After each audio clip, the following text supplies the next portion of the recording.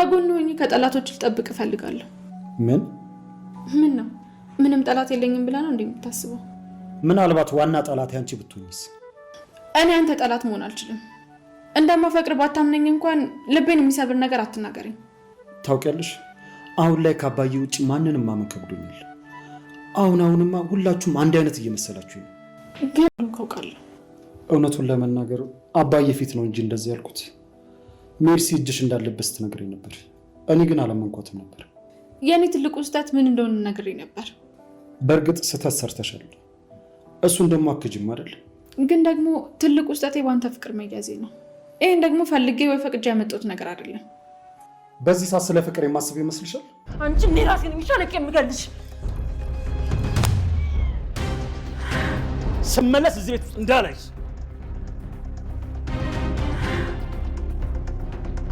የክፋቷ ክፋት የጥላቻዋ እጅግ አደገኛ የሆነው አጸደ ሀብልን ወንጀለኛ አስባለቻት። እጅግ የሚያሳዝነው ነገር ባልሰራችው ወንጀል ወንጀለኛ፣ ባልሰራችው ወንጀል ኃጢአተኛ፣ ባልሰራችው አደገኛ ስራ ነፍሰ ገዳይ ልታስብላት ነው። አንዳንድ ጊዜ በእያንዳንዱ ቀዳዳ ውስጥ አንዳንድ ጊዜ መልካም ሰዎች አሉ። አሁን ለሀብል ጠበቃ ጥበቃ ወይም ተከራካሪ ተሟጋች እየሆነላት ያለው ጋሽ እስክንድር ነው። እሱ ደግሞ ምራት የብዬን የተቀብዬሻለሁኝ ስለተቀበልኩሽ ብቻ ሳይሆን ወንጀሉን አንቺ ላይ ሊደፈድፉት ነው፣ አንቺ ጋር ሊያመጡት ነው። ስለዚህ መቼም ከጎንሽ አርቅም ነው እያለት ያለው። እዝራ ደግሞ አይንሽን ማየት አልፈልግም ይላል እና እዝራ አሁን ሁለት ልብ ሆኗል። አንደኛ አባቱ በሐሰት ልጁን አሳልፎ አይሰጥም። ያወቀውና የተረዳው የሰማውና ያዳመጠው ነገር ስላለ ነው እንጂ አንድ ልጁን አሳልፎ አይሰጥም። የኋላ ኋላ ደግሞ ያጸደ ክፋት ሊታወቅባቸው ይችላል።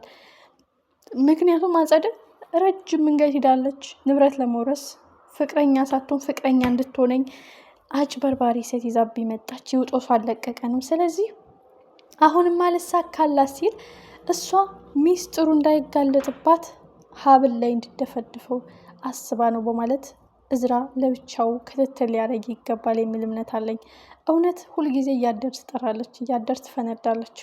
አንድ ቀን እዝራ ሲያወሩ የሰማቸው ጊዜ ሜቢ ልጁ እኔ ነኝ የገደልኳት ብሎ ከሄደ ፖሊሱ ለጊዜው ሊፈታቸው ይችላል። ለምን? መረጃና ማስረጃ ለመሰብሰብ እንደ ቀላል ሊፈታቸው ይችላል። መፈታቷ ግን ሜቢ ነፃነቷ የተረጋገጠ ሊመስላት ይችላል። አጸደ ግን ፖሊስ አንዳንድ ጊዜ ወንጀለኛውን ለማግኘት እራሱ ወንጀለኛውን ፈቶ መረጃና ማስረጃ ይሰበስባል ማለት ነው። ስለዚህ በዛ ምክንያት እንግዲህ ሲንሾካሾኩ ሚስጥር ነው እና ሜርሲና አጸደ ሲንሾካሾኩ አንድ ቀን እዝራ ሊሰማ ይችላል።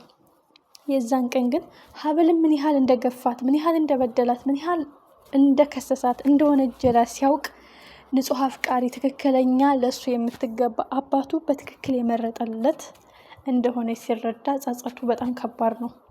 ካሁኑ በጣም እየጎዳት ነው። በጣም ንቋታል። በጣም ወንጀለኛ ነች፣ በጣም አስመሳይ ነች እስከ ማለት ከምንም አልቆጥራት ብሏል እና በጣም የሚያሳዝን ህይወት ነው የሀብል ህይወት።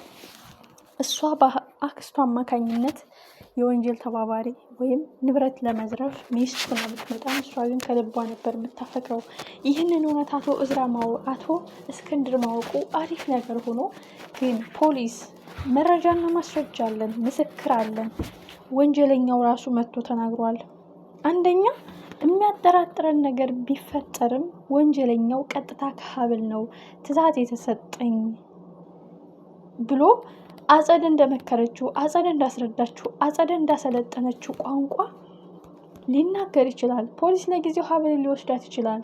አጸደ እንደምትፈልገው ልትታሰር ትችላለች። ግን የኋላ ኋላ እውነቱ ሲወጣ ግን አቤት ውርደት፣ አቤት ውርደት! ለማመን የሚከብድ ነው። በዚህ ያጸደ ውርደት፣ በዚህ የሜርሲ ውርደት፣ በዚህ ደግሞ የሀብል ነፃነት ሲታወጅ ልጁም እየተሟገተላት ነው። ያለ ጥፋቷ ወንጀለኛ፣ ያለ ኃጢአቷ ነፍሰ ገዳይ ተብላ ሌላ ሰው እንድትታሰር ለምን ትፈልጊያለሽ? ኦልሬዲ እኔ ነኝ የገደልኳት፣ ሌላ ሰው እንድጎዳ ትፍቀጅልኝ፣ ራሴ እጄን እሰጣለሁ ሲል እኔ የምፈልገው ያንተ መታሰር ሳይሆን የሀብልን መቀመቅ መውረድ ነው ስትለው እህት አለኝ፣ ሰው ነኝ፣ የሚያስብ ህሊና አለኝ እንዴት እያለ ነው። እና የኋላ ኋላ ጸጸቱ በደንብ ሲቆረቁረው ይናገራል ማለት ነው። ለጊዜው ግን አጸደ ያሸነፈች ማስፈራሪያ እህቱን ይዛበታለች። እያንዳንዱን እርምጃ እንዲጠነቀቅ እህቱን አግታበታለች። የእህቱን ሕይወት ለማትረፍ ደግሞ እየተሯሯጠ ነው።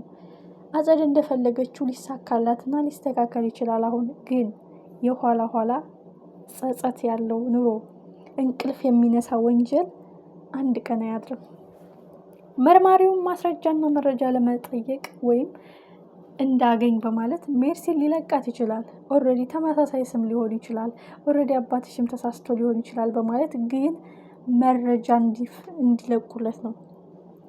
እንደዚህ ወንጀል ሰርተው አርፎ አይቀመጡም። የሚያደርጉት እንቅስቃሴ ልጁ እጁን ከሰጠ የልጁን እህት ሊንከባከቡ ሊጠብቋት ይችላሉ።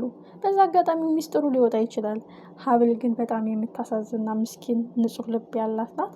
የኋላ ኋላ ግን በአክስቱና በእህቱ ወጥመድ ተጠልፎ እዝራ ይችን የመሰለች እንቁ የሆነች ልጅ ሊያጣት ነው ማለት ነው። እኔ ባፈቅረውም እሱ አፍቅሮኝ አያውቅም።